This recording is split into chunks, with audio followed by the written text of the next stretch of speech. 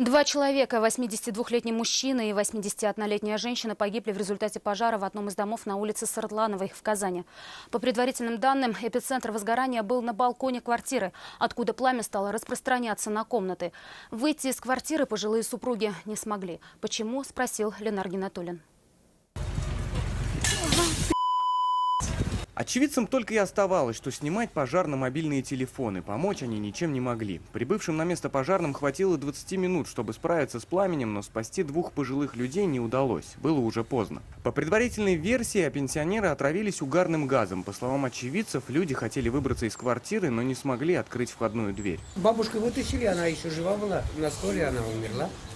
А кто-то говорит, что они стучались, пытались выбраться. Да, они открыть не смогли дверь. Открыть не смогли?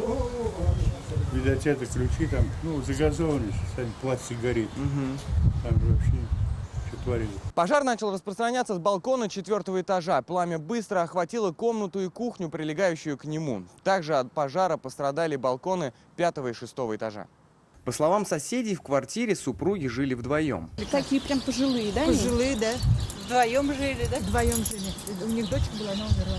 Разбирать последствия пожара приехали дальние родственники погибших. Они до сих пор не понимают, почему супругам не удалось выбраться из квартиры. Не исключает, что причиной всему мог стать и поджог. Следствие ведется, потому что не разрешают ничего. Да, ничего не трогать нельзя.